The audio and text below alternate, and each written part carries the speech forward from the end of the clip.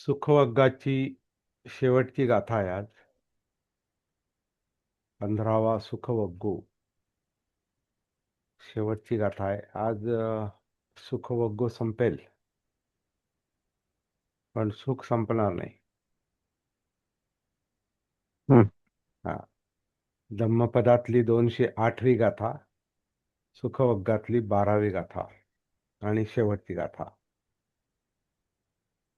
तस्मा हि धीरं च पय्यं च बहुसुतं च धोरयशीलं वतवन्तमरियं तं तादिसं सपुरिसं सुमेधं भजेथ नखत्तपथं व चंदिमा. म्हणून आता हे म्हणून अशा अर्थानं आले तस्माही, आणि याचा संबंध आधीच्या गाथेशी आहे. म्हणजे ही गाथा आपण कालही घेऊ शकलो असतो, कारण त्याच्याशी कनेक्टेड आहे की. तर चला, हरकत नाही. परत त्याच्यावर थोडंसं पुन्हा थोडं चिंतन करायची आपल्याला एक संधी आहे. म्हणून धीर धीरंच, पय्यंच म्हणजे प्रज्ञावान. पय्या म्हणजे प्रज्ञा, आणि पय्यंच म्हणजे प्रज्ञावान.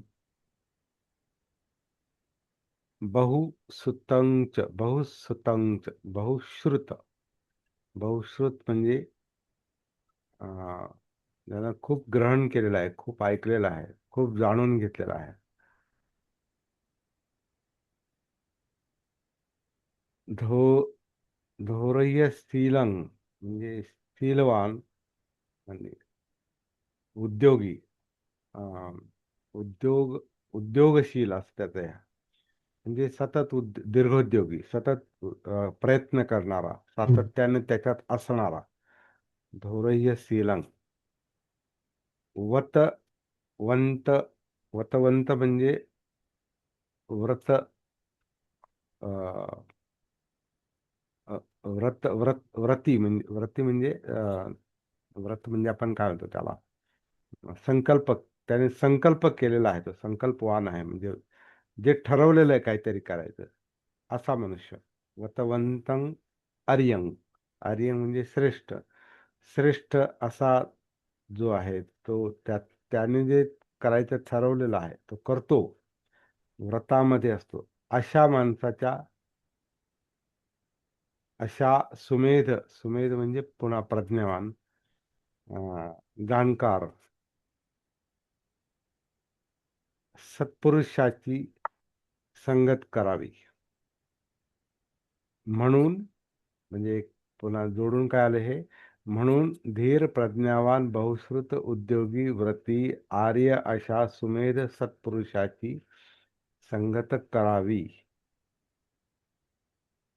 तं तं तादिसं सत्पुरुषं, अशा सत्पुरुषाची, सुमेध सत्पुरुषाची संगत करावी, आणि त्याच्या सोबत असावं. भजेथ नखत्त पथंग चंदिमा. आता नक्षत्रामध्ये जसा चंद्र असतो, अशी उपमा दिलेली आहे. आता याचा अर्थ मला पूर्ण लक्षात नाही आला. नक्षत्रांमध्ये चंद्र असतो.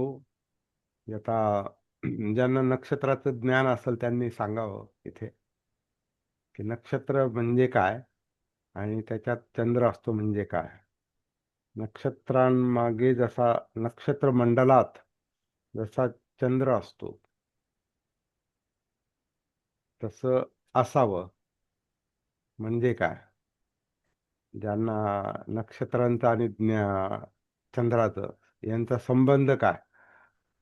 चंद्र आपल्याला माहिती आहे, आणि नक्षत्र पण, म्हणजे नक्षत्रासारखं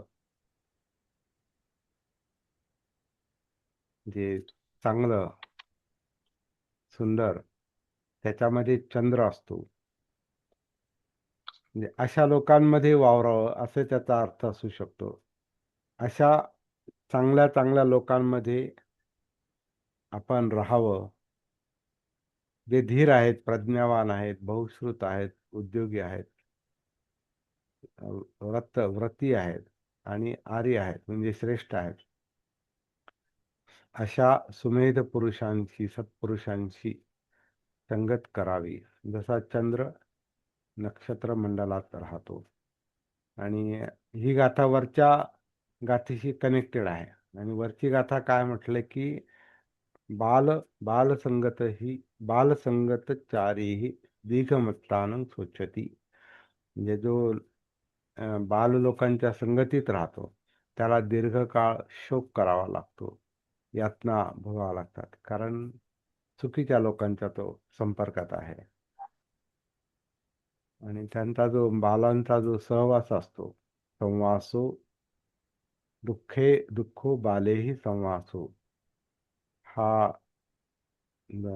बाल लोकांचा जो सहवास असतो, अज्ञानी लोकांचा जो सहवास असतो, हा फार म्हणजे सदैव सदैव काय असतो, यातनादायक असतो, दुःखदायक असतो.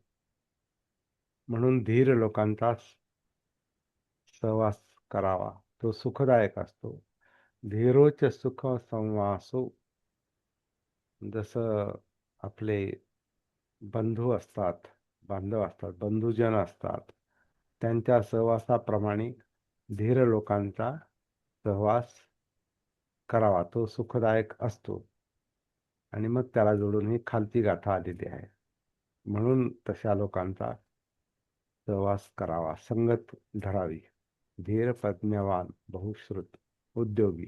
आता हे जे गुण आहेत ह्याच्यावर आपण धीर, धैर्यवान, निर्भय, अशा माणसाचं आपण काल थोडस त्याच्यावर चर्चा केलेली आहे का तो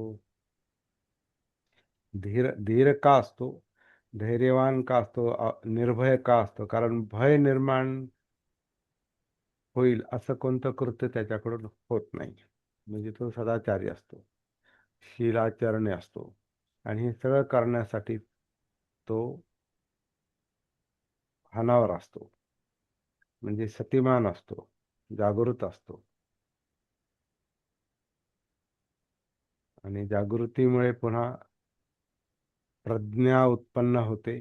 प्रज्ञा उत्पन्न होते म्हणजे जे काही ज्ञान मिळतं, ज्ञानेंद्रियातून जे काही ज्ञान मिळतं, त्या ज्ञानाचं त्याला ज्ञान आहे, ते ज्ञानाची समज त्याला आहे, तो प्रज्ञावान. प्रज्ञा हा जो बुद्ध धर्मातला एक विशिष्ट शब्द आहे, हा अन्यत्र कुठे जास्त वापरला जात नाही. प्रज्ञा म्हणजे बुद्धाशी संबंधित तो प्रज्ञावान. प्रज्ञा फार चांगला शब्द आहे. आणि ज्ञ असं त्याच्यामध्ये. ज्ञ म्हणजे ज्ञान आहे, जाणणे आहे. आणि म्हणजे प्रगत जाणणं आहे, ॲडव्हान्स ॲडव्हान्स नॉलेज. प्रगत ज्ञान आहे, नुसतं ज्ञान नाही. ज्ञान ही सहज प्रक्रिया आहे. सहज म्हणजे डोळे उघडे असले की काहीतरी दिसतं आणि कशाचं तरी ज्ञान होतं. तुम्ही वाचनातून, काही पाहण्यातून, ज्या गोष्टी ग्रहण केल्या जातात, ते मन त्यानं संस्कारित होतं. म्हणजे डोळ्यामुळे म्हणजे चक्षु इंद्रिय हे ज्ञानाचं एक द्वार आहे. श्रोत्र इंद्रिय म्हणजे ऐकून ज्ञान मिळतं. गंध, चव, स्पर्श. 5 इंद्रियातून या 6व्या इंद्रियाला म्हणजे मनाला एक फीडिंग होते, एक इनपुट मिळतं, विषय मिळतात. आणि त्यानं ते संस्कारित होतं आणि म्हणून ते ज्ञान आपल्या जन्मापासूनच ते वाढत वाढत वाढत वाढत आत्तापर्यंत येतं. आणि आपण म्हणतो मी हे जाणतो, ते जाणतो, ते जाणतो, ह्याचं ज्ञान आहे, त्याचं ज्ञान आहे. तर ज्ञान ही अशी सहज प्रक्रिया आहे. त्याला काही प्रयत्न करावे लागतात, तो भाग बरोबर आहे. परंतु ज्ञानाचं ज्ञान, ज्ञानाची समज याच्यासाठी ज्ञानाचं पण भान असलं पाहिजे. ती मनोधम्मानुसती आहे.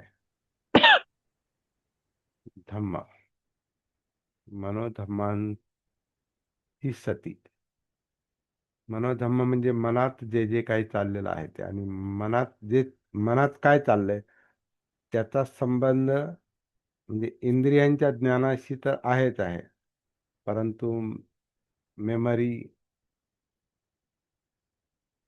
म्हणजे भूतकाळ, भूतकाळ म्हणजे संस्कार, संस्कारांविषयीची जी काही प्रक्रिया, संस्कारांना पण जाणण्याची जी प्रक्रिया जी आहे ती मनामध्ये चाललेली असते. तर हे हे सहज चाललेलं असतं, म्हणजे ह्याला आपल्याला काही करावं लागत नाही. परंतु सती जागृती हा जो आहे, हा पण नैसर्गिक गुणच आहे माणसातला. प्रज्ञाप्राप्तीसाठी सती जागृतीचा अभ्यास, कारण सती जागृतीतूनच सम्मा संबुद्ध निर्माण होतात. संपूर्ण ज्ञानी, संपूर्ण प्रज्ञावान, संबुद्ध, बुद्ध म्हणजे बोध, संपूर्ण बोध, परिपूर्ण बोध त्याच व्यक्तीला होतो जो संपूर्ण जागृत आहे. तर ही या जागृतीच्या प्रक्रियेतून ज्ञानाची समज येते, म्हणजे प्रज्ञा प्राप्त होते. तर प्रज्ञ म्हणजे ऍडव्हान्स नॉलेज, प्रगत ज्ञान. आणि प्रगत ज्ञान म्हणण्यापेक्षा ज्ञानाची सुस्पष्ट समज आणि सखोल समज, म्हणजे नुसतं ज्ञान पुरेसं नसतं, प्रज्ञा पाहिजे. प्रज्ञेनेच आपल्याला सगळे प्रश्न सुटतात. आणि प्रज्ञा ही ज्याच्यावर अवलंबून आहे, ती जागृती हा अ, साधनेचा मुख्य विषय आहे. म्हणून पय्या प्रज्ञा शब्दामध्ये खूप काही येतं, म्हणजे सगळंच येतं जवळ. सगळी दृष्टी, अंडरस्टँडिंग, समज, ही सगळी प्रक्रिया, ती सगळी प्राप्ती जी आहे, ही प्रज्ञा ही एक प्रक्रिया पण आहे, प्रोसेस आहे प्रज्ञा. जसं ज्ञान हे कणाकणानं साचत जातं, संस्कारित होत जातं, तसं जे ज्ञान आहे त्याच्यावर आपण त्याला चिंतन म्हणू शकतो. त्याच्यावर जागृतीपूर्वक फोकस करून आपण समजून घेण्याचा प्रयत्न करतो, की जे आहे ते काय आहे, जे समजलंय ते काय आहे, जे ज्ञान आहे ते काय आहे. आता जसं आता आपण एक एक शब्द घेतो, म्हणजे प्रत्येक शब्दाचं ज्ञान. आता प्रज्ञा हा शब्द आहे, परंतु या शब्दाचं ज्ञान आणि त्या शब्दाचा अर्थ, अन्वयार्थ, सखोल अर्थ, मतितार्थ, त्या शब्दाची उकल आपण त्याच्यावर फोकस करून, त्याच्यावर चिंतन करून आपण त्याचं जणू काही त्याचा बोध करून घेतो. अशी प्रक्रिया आहे. प्रज्ञा ही एक प्रक्रिया दिसते. ते नुसतं काय म्हणतात, कोरडं ज्ञान नाही. ज्ञान असणं हे माणसाचं ते लक्षण आहे, मेंदूचं लक्ष, कारण मेंदू आहे आणि मेंदूला ज्ञानेंद्रिय जोडलीत. त्यामुळे ज्ञान हे मिळतच राहतं, प्रयत्नांनी जास्त मिळतं.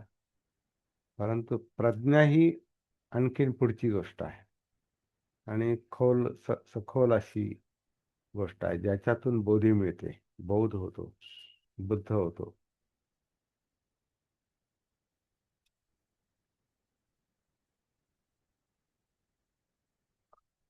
याच्यासाठी जे लोक प्रयत्न करतात त्यांच्या संपर्कात राहिलं पाहिजे, अशी गाथा आहे. तस्माही धीरंच, म्हणून अशा लोकांच्या संपर्कात राहायला पाहिजे, जे धीरानं धैर्यानं प्रयत्न करतात प्रज्ञेसाठी. आणि अर्थातच त्याच्यासाठी बहुश्रुत असणं गरजेचं असतं. म्हणजे ऐकलं ऐकलं पाहिजे. सुतमया पय्या प्रज्ञेची पहिली पातळी आहे ऐकणं. सुत म्हणजे श्रुत, ऐकणं. बहुश्रुतांच म्हणजे खूप ऐकतो. खूप ऐकतो म्हणजे ग्रहण करतो. खूप कमावतो. आणि आजच्या याच्यामध्ये वाचन हा एक मुख्य. कारण बुद्धांच्या काळामध्ये बहुश्रुतांचे शब्द का वापरायचा? तर ते ऐकूनच ज्ञान माहिती व्हायचं. धम्माचं ज्ञान हे ज्याला ती प्राप्ती आहे त्याच्याकडून ते ऐकून माहिती व्हायचं. आज आपल्याला धम्माचं ज्ञान हे पुस्तकातून मिळतं आधुनिक काळामध्ये. म्हणजे काही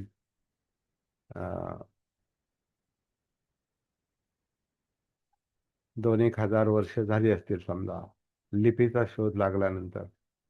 तर तिथून मग ही अं, छापलेलं ज्ञान किंवा कोरलेलं ज्ञान, जसं आता लेण्यांमध्ये किंवा इतरत्र भिंत काही ते कोरलेलं, अशोकाने जे स्तंभ तयार केले तर ते कोरलेले आहेत कशावर तरी, दगडावर, ताम्रपत्रावर, धातूच्या एखाद्या याच्यावर, पत्रावर. तर ते कोरलेलं आहे. तर ते जे ज्ञान आहे ते सांकेतिक रूपानं ते पुढे आलं. संकेत संकेत म्हणजे शब्द म्हणजे संकेत आहेत. शब्द आपले 12 खडी ही संकेत आहेत. अ, आ, ई, ई. सांकेतिक अक्षर आहेत ही. स्वर आहेत ते स्वर. अ, आ, ई, उ, ए, ऐ, ओ, औ, अंग. आहा हा स्वर स्वर नाही, परंतु आता तो संस्कृत मध्ये तो लावतात, परंतु आता पालीमध्ये दोन तो. वाढलेले आहेत. हा. आता दोन स्वर वाढलेले आहेत. आता ऍ आणखी. आणि ऑ. हा. तर हे जे इंग्रजीमध्ये. स्वर अभ्यासातून हे स्वर स्वरांच्या अभ्यासातून ते वाढतं आणि त्याचं एक सांकेतिक रूप तयार केलं जातं ज्याला आपण अ म्हणतो. तर अ हा हे अक्षर, अ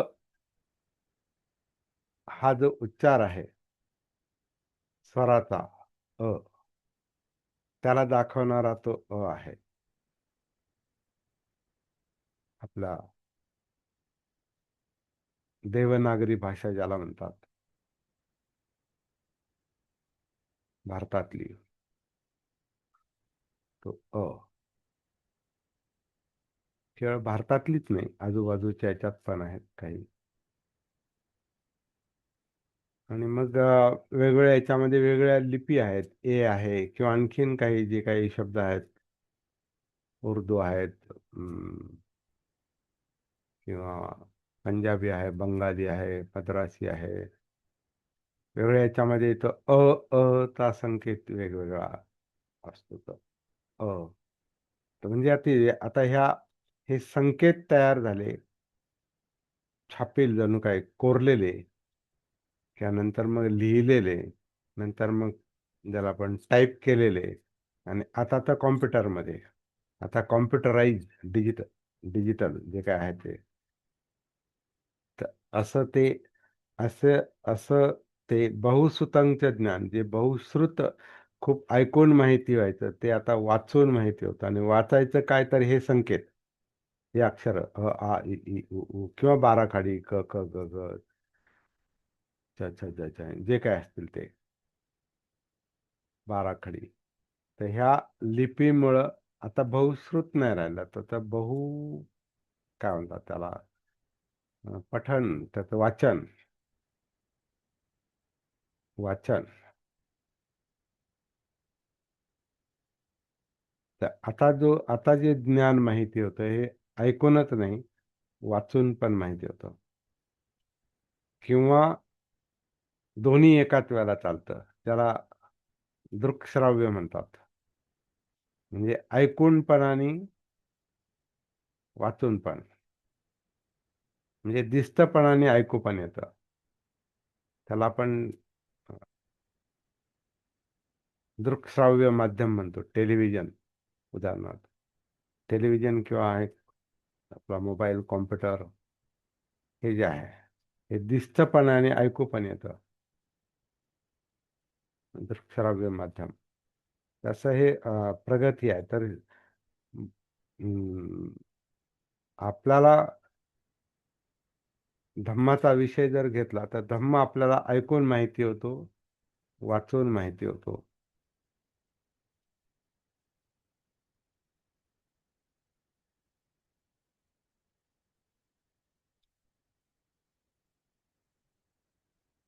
पण तो त्याला धम्म नाही म्हणतायत, त्याला ज्ञान म्हणतायत. धम्म माहिती होतं, धम्म समजतो, ही वेगळी प्रक्रिया आहे. धम्माचं ज्ञान, धम्माविषयीचं ज्ञान,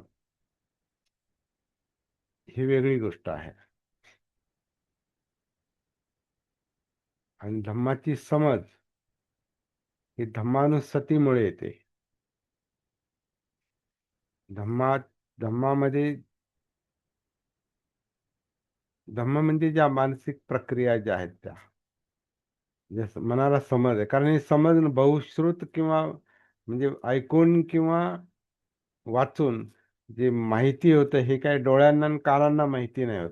ते मनोधम्मांना माहिती होतं, म्हणजे मनाला माहिती होतं, म्हणजे मेंदूला माहिती होतं.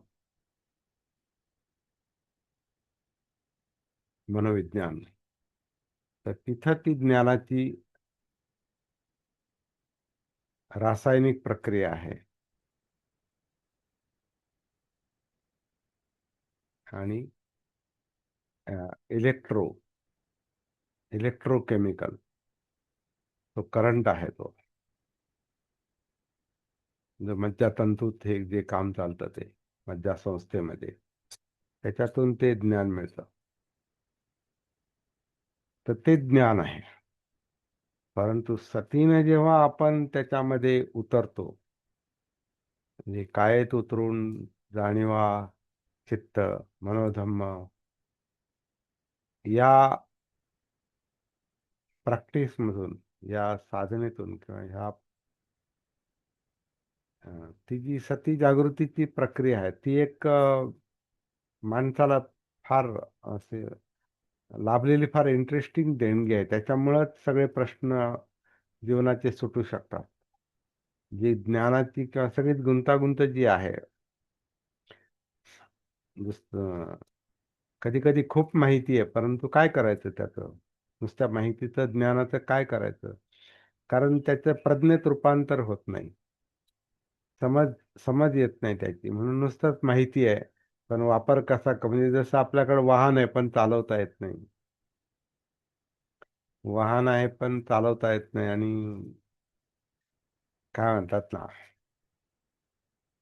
चणे आहेत पण खाता येत नाहीत. चणे आहेत पण जात नाही, अशी एक म्हण आहे ना, की आपल्याकडे आहे पण ते खाता येत नाही कारण जातच नाही. कसं खायचं?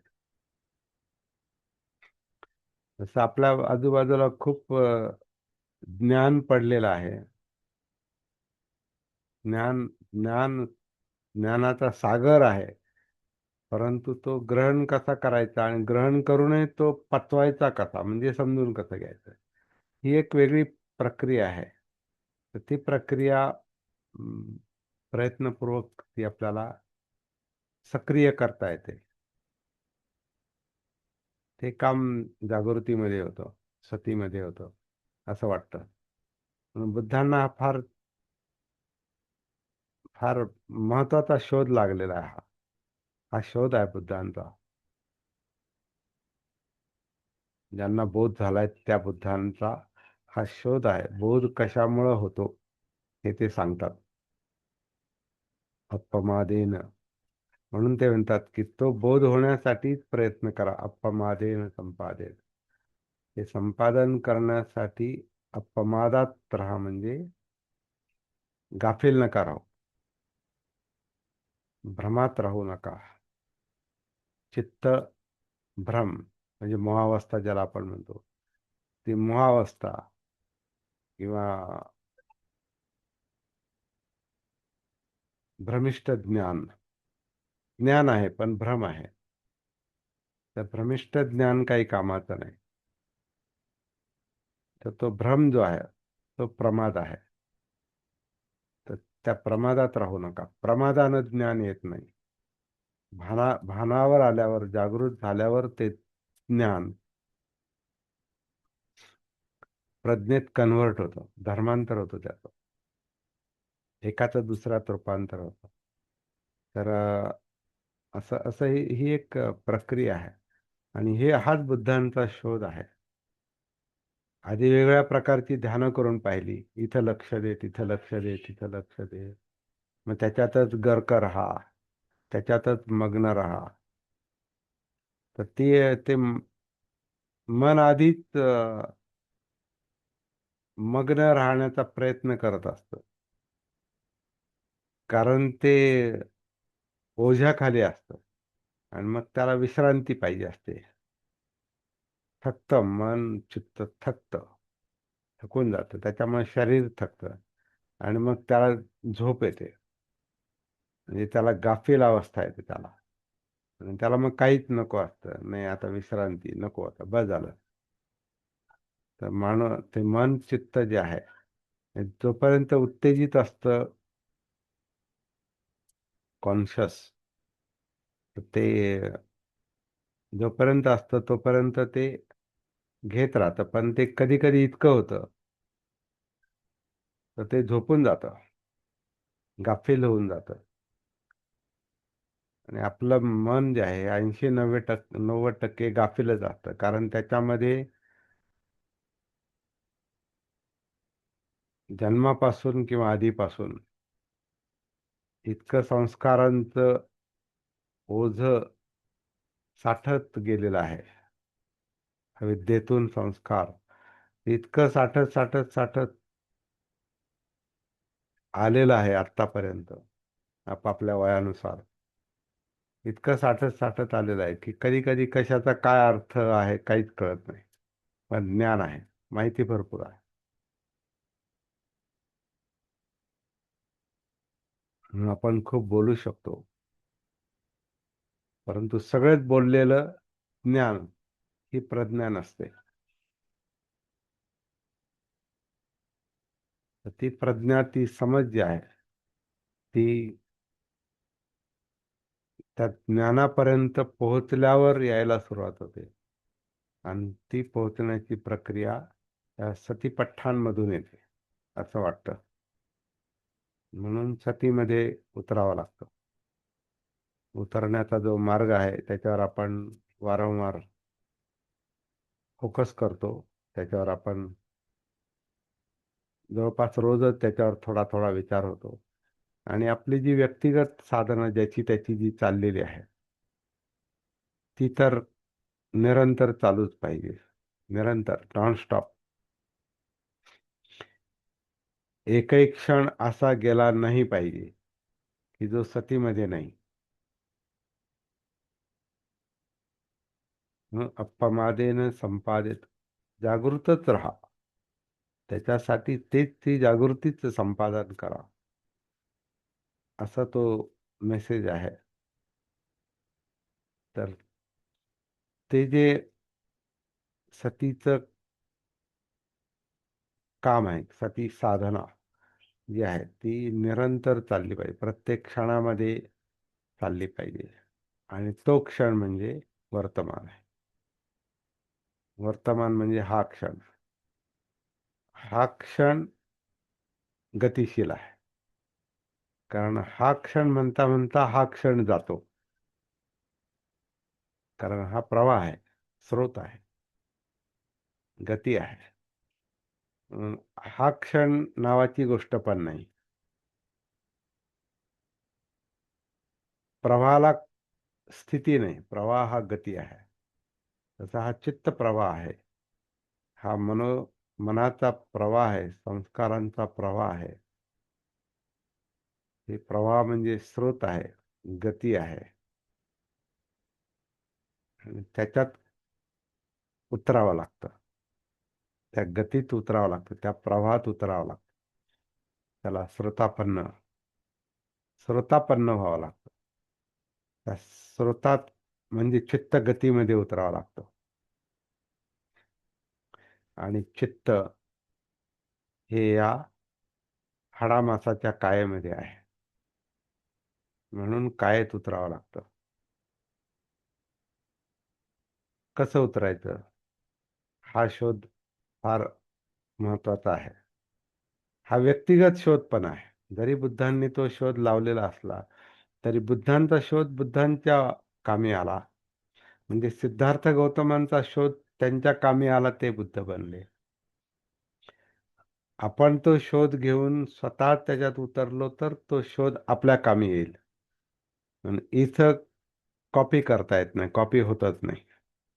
प्रज्ञेची कधी कॉपी होत नाही, ज्ञानाची कॉपी होऊ शकते. म्हणजे दुसरा बोलतो आणि आपण ऐकतो.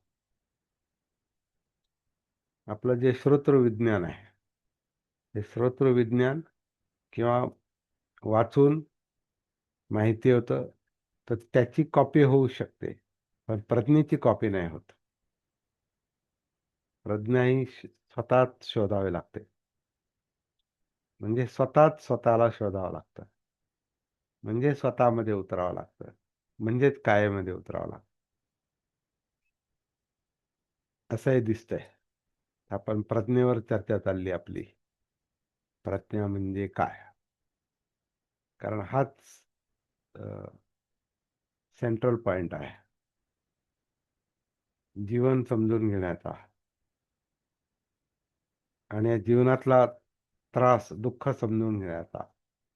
टेन्शन, प्रेशर, चिंता, अस्थिरता, अस्वस्थता, भीती, फोबिया, त्याच्यातून होणारे त्रास, इफेक्ट, साईड इफेक्ट्स जे कायेवर होतात, त्याच्यातून निरनिराळे आजार. तर हे जे आहे दुखणं, दुःख म्हणजे सगळंच आलं त्याच्यामध्ये. दुःख म्हणजे जे जाणवतंय ते, त्याला नाव पण देऊ शकत नाही. कधी कधी एक अनामिक भय ज्याला म्हणतात ना, किंवा भीती वाटते, पण कशाची वाटते माहिती नाही. एकटेपणा का वाटतो माहिती नाही. तर दुःखाला काही नाव नाही. दुःख दुःख हा अनुभव आहे.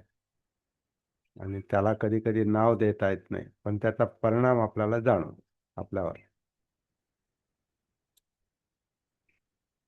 आणि हे जे कोणाला जाणवतं, तर सतीला जाणवतं, जागृतीला जाणवतं. भान भान आलं की ते सगळं दिसतं. मग नाही तर मग आहे पण दिसत नाही. जाणवतं वेदना आहेत, सुख वेदना, दुःख वेदना, वेदना आहेत. पण वेदनानुसती नसेल तर वेदना कळत नाहीत. आहेत पण कळत नाही. काया आहे पण कळत नाही. श्वास आहे पण कळत नाही. चित्त आहे पण कळत नाही. विचार आहेत पण कळत नाही. दिसतंय पण दिसणं म्हणजे काय, पाहणं म्हणजे काय कळत नाही. ऐकू येते पण ऐकणं म्हणजे काय कळत नाही. गंध आहे पण गंध काय कळत नाही. चव आहे पण चव कळत नाही. स्पर्श आहे पण स्पर्श कळत नाही. तर कळत नाही म्हणजे प्रज्ञा नाही.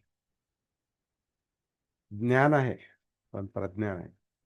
तर प्रज्ञा जी आहे ही ज्ञानात, ज्ञान म्हणजे सगळं सगळं सगळं अस्तित्व हे ज्ञानच आहे. कारण ही इंद्रिय ह्या कायेला जोडलेली आहे, तर ते सगळं ज्ञान आहे, ते येतच आहे, ते मिळतच आहे. संचय होतोच आहे. आणि कधी कधी इतका अतिरिक्त संचय होतो की ते डोकं काय म्हणतो आपण, खराब होतं. इतकं ओझं असतं. तर काहींवर काही हुशार लोक त्याच्यात त्याच्याखाली दबून मेंटल पण होतात.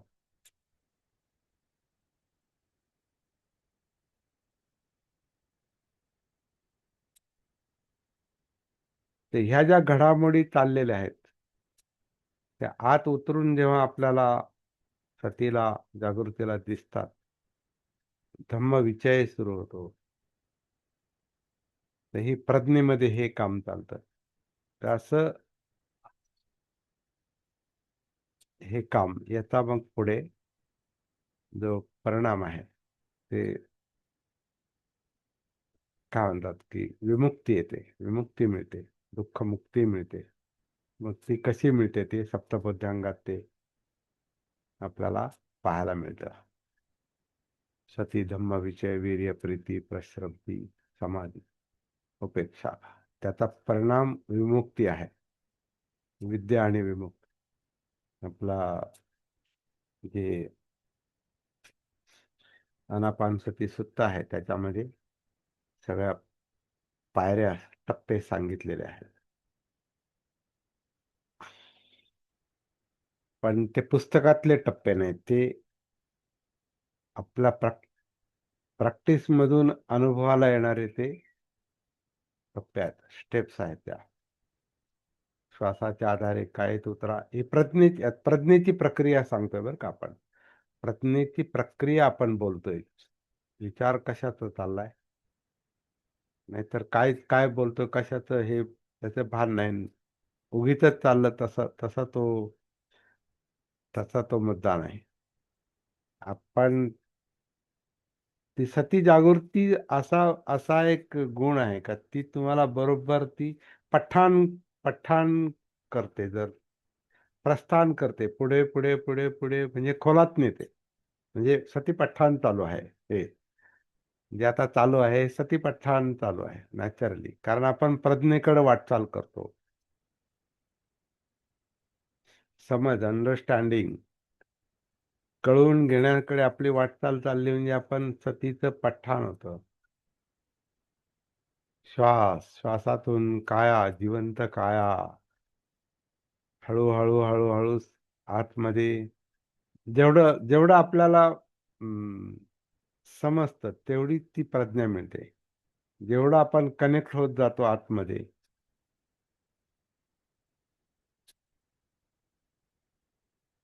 तो जिवंतपणा आहे, त्या जाणीव आहेत, म्हणजे वेदना, त्या जिवंतपणाशी आपण एकरूप होतो. आणि मग या हाडामासामध्ये जे जे काही आहे, कारण इथून निघालेलं सगळीकडेच आहे आणि सगळीकडून परत इथे येतं, असं ते चाललेलं आहे.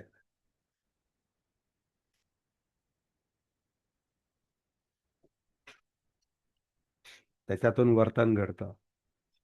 तर या कायेतल्या ज्या वेदना आहेत, जाणीव आहेत, जे सुरुवातीला सुखदुःखाच्या रूपानं ते दिसतात, किंवा मूर्छित, म्हणजे अनकॉन्शियस, अजागृत अवस्था जी असते, जी प्रमाद असतो, त्याच्यात प्रमाद असतो. मिस्टेक्स ज्या घडतात, चुका, ते भान नसल्यामुळे होतात. तेव्हा आपण कायेत उतरलो, म्हणजे जिवंत कायेत उतरलो, म्हणजे वेदनांमध्ये उतरलो, की मग ती जी सुखदुःख जाणवतात, ती सुखदुःख ही ज्याच्यामुळे येतात, ज्याच्यामुळं तो तो परिणाम आहे. सुखदुःख हा परिणाम आहे. हे सुखदुःख ज्याच्यामुळे येतं त्याला चित्त म्हटलेलं आहे. चेतना, चेतवतं ते. काहीतरी अग्नी आहे, पेटतंय, जळतंय काहीतरी.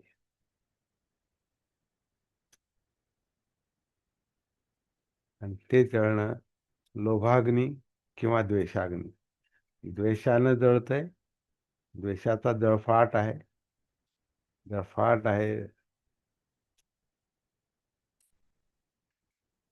आणि लोभाग्नी, लोभाचा जळ, लोभाचा अग्नी आहे, द्वेषाचा अग्नी आहे. या अग्नीमध्ये हे तापमान आहे, हे सगळं जे चाललेलं आहे ते आपल्याला ती पाहिजे नकोची जी इच्छा, आकांक्षांची, तृष्णांची जी ओढाताण आहे, लोभद्वेषांची, ते आपल्याला जाणवते, तो परिणाम जाणवतो.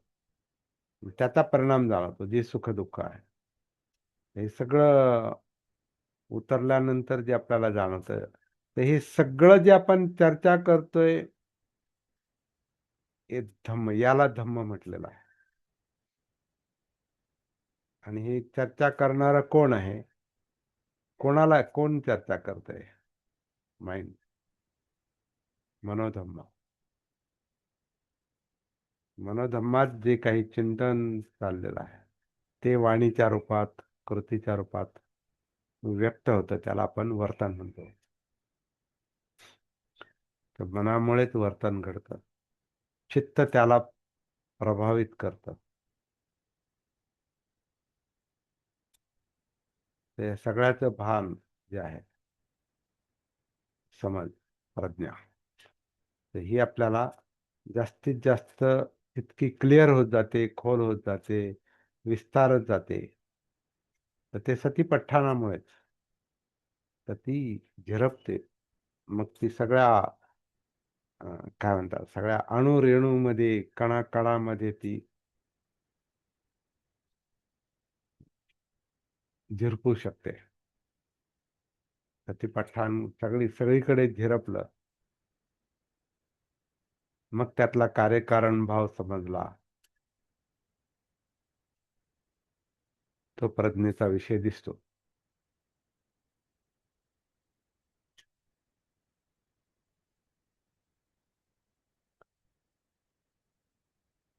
ह्याच्यासाठी जे लोक म्हणजे व्रती आहेत, उद्योगी आहेत, प्रयत्न करतात, अशा लोकांच्या सहवासात आपण राहिलो. आता समजा आपला एक 8-15 लोकांचा हा ग्रुप आहे. काही काही इथे आहे, काही इथे नाही, पण काम करतोय. काही लोक काम करतात स्वतःमध्ये, मी पाहतो इकडं तिकडं. ते आपल्या मीटिंगला येऊन बसत नाही, बसू शकत नाही. वेळेची मर्यादा, आणखीन काही अडचणी आहेत, कामं आहेत. पण ते हे ऐकतात, प्रॅक्टिस करतात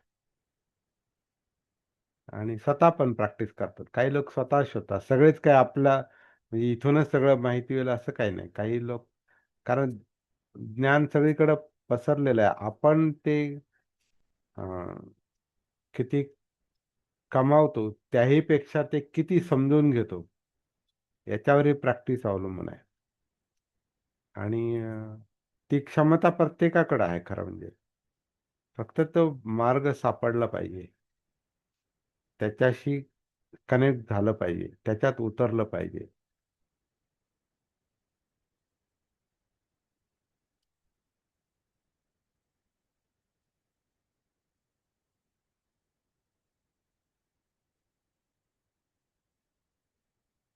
असं कुणी सापडलं तर त्याच्यात मैत्री मैत्री केली पाहिजे त्यांच्याशी. नाहीतर मग अजून एक सूत्र बुद्धांनी सांगितलेलं आहे की कोणी असा माणूस सापडला नाही तर एकट्यानं चालावं, परंतु मूर्खांच्या संगतीत राहू नये किंवा बालांच्या संगतीत जाऊ नये. परंतु बाल आणि पंडित म्हणजे मार्गावर असलेला आणि मार्गावर नसलेला, हे दोन्ही गोष्टी समज समजणारा तो तिसरा आपण आहोत. तोच मुळात भानावर पाहिजे.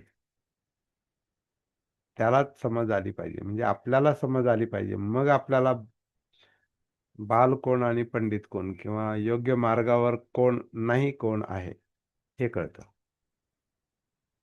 आधी आपल्याला भान पाहिजे. म्हणून शेवटी सेंट्रल पॉइंट, मध्यवर्ती मुद्दा तोच येतो की आपल्याला आपण लक्षात आलं पाहिजे. आपण आपल्याला ओळखलं पाहिजे. आत्तदीप भव. नो दाय सेल्फ म्हटलेलं आहे. स्वतःला ओळखा.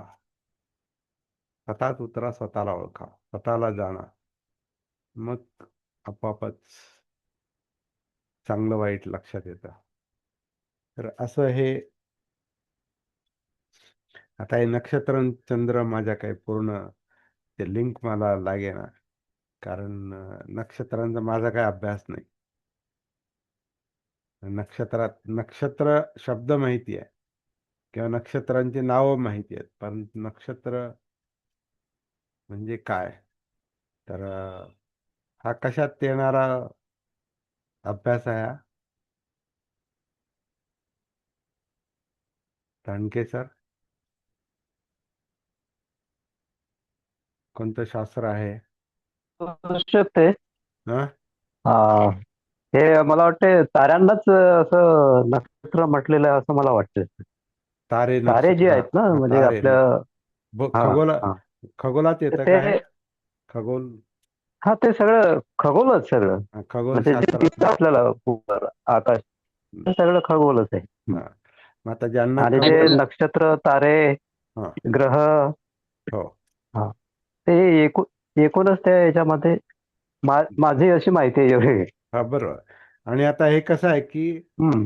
हे लोक आता हे कारण हा बोला बोला. ते त्याचं अंतर आहे ना सर, हे खूप आहे. म्हणजे आपण म्हणजे आपण हे कल्पनाही करू शकतो, एवढं मोठं अंतर आहे त्याचं. हा, बरोबर आहे, बरोबर. आणि ते त्याच्यामुळे त्याचं आकार जे आहे ते बारीक दिसते, हम्म. आता छोटे छोटे दिसतात ना. बरोबर आहे. आता हे बुद्ध तात्पुरतं आहे माझं नॉलेज. हा, बरोबर. नाही, हम्म, असतं आपल्याला हम्म, प्रत्येकाला थोडं थोडं माहिती असतं, परंतु हे प्रत्यक्षात ही हा, एवढी एवढी सपखल उपमा, स्पष्ट उपमा देण्याचं हम्म, कारण हे पण दिसतंय की आता बुद्धांचा किंवा ज्यांनी हे सगळं शोध घेतला प्रज्ञेचा वगैरे, हे मुळातच हे निसर्गाच्या सान्निध्यात होते जास्त ओपन. आपण चार हम्म, भिंतीच्या आत जास्त बरोबर. असतो, त्याच्यामुळे आपला निसर्गाशी संबंध फार कमी असतो. त्यामुळे आपल्याला कधी कधी काय म्हणतात, पौर्णिमा येऊन गेली तरी चंद्र कधी दिसत नाही, पाहतच नाही, आपला संपर्कात नाही. हम्म, आपण आपली आपली तर, पौर्णिमा कॅलेंडरवर असते, परंतु प्रत्यक्षात जे निसर्गाच्या संपर्कात राहतात त्यांना हे नक्षत्र, तारे, चंद्र, सूर्य, अं, हे सगळं, झाडं, वृक्ष, वल्ली, ज्यांचं हा, विषय त्यांना त्यांना अजून ते त्यांना म्हणून त्यांच्या त्याचा अर्थ कळेल. हा, त्यांच्यातून ह्या उपमा येतात. उपमा. हा, उपमा अनेक कशामुळे? गोष्टी असतात हा, त्यांच्या संपर्कात तर आम्ही नसतो. हा, अनेक गोष्टी असतात हो, त्यांच्या हो, संपर्कात आम्ही नसतो. बरोबर. नसतो, बरोबर आहे. तसंच आपण आपल्या कायेच्या संपर्कात नाही, त्यामुळे कायेत सुद्धा काय चाललंय ते कळत नाही. सुद्धा चित्तात काय चाललंय ते कळत नाही, मनात काय चाललंय ते कळत नाही, संपर्क नाही. तर तसंच त्यांचा नक्षत्रांशी संपर्क आहे, चंद्राशी स्पष्ट संपर्क आहे. त्यामुळं नक्षत्र पथामध्ये चंद्र, नखत्थ नखत्त पथंग चंदिमा, असा जो आहे तसं ते राहा, असं म्हणतात. पण आपला निसर्ग, माझा तरी निसर्गाशी जास्त एवढा संपर्क नाही. आता शहरी जीवनाचा एक फार मोठा तोटा आहे. या शहरी जीवनाचा किंवा बंदिस्त जीवनाचा फार मोठा तोटा आहे. जे नैसर्गिक जीवन जे सूर्याचं असतं, हा, हा, आता आपण ते टाळू शकत. सूर्याचं दर्शनच होत नाही काही हा, ठिकाणी. सूर्यही दिसत नाही, चंद्रही दिसत नाही, नक्षत्र नाही, हे आपल्याला फक्त हो. पुस्तकातून माहिती होतात. गरज. हम्म. आपण घर कोंबडे झालो, घरातच बाग देतो आपण. हम्म, तर असं आहे. म्हणजे कृत्रिम जीवन जे आहे ना, ते कृत्रिम जीवनामुळे, हे कृत्रिम जीवन आहे आपलं. खरं म्हणजे हम्म, संस्कारित जीवन हे कृत्रिमच आहे. ते ते बंदिस्तच करते, ते सगळं बंदिस्त करतंय. परंतु मुक्त जीवन जे आहे ना, ते ते वेगळंच आहे. ते मुक्तच आहे, ते विमुक्त करतं. म्हणजे चित्तमुक्ती, चित्त हे सगळं असं बाहेर जरी असलो आपण, समजा ओपन जरी असलो, तरी ते पाहिलं तर पाहिजे ना, निरीक्षण केलं पाहिजे. आणि निरीक्षण केलेलं परत, म्हणजे ते ज्ञान परत ते काय आहे याचं पण उत्खनन केलं पाहिजे. ते सगळं, सगळी जी प्रक्रिया आहे ती सती जागृतीतून होते असं दिसतंय. तर तुला संध्याकाळच्या वेळेला हं. संध्याकाळच्या वेळेला काही वेळेला आकाशगंगा दिसतात, हो पण आपण पाहिलं पाहिजे. पाहिलं पाहिजे. पाहिलंच नाही तर दिसणार नाही. कधी कधी त्याच्यात नंतर असूनही पाहत नाही, ते बरोबर आहे. नंतर पाऊस पडून गेल्यानंतर इंद्रधनुष्य दिसतो. हो तो ते तर विलोभनीय दृश्य असतं. हो तर ते आपण पाहिलं पाहिजे. पाहिलं पाहिजे. नंतर काही वेळेला पहाटेच्या वेळेला शुक्राची चांदणी दिसते, हा ती पण पाहिली पाहिजे. पण पण पहाट झाली पाहिजे, त्यावेळेला आपण जाग असलं पाहिजे आणि घरातून बाहेर आलं पाहिजे. हो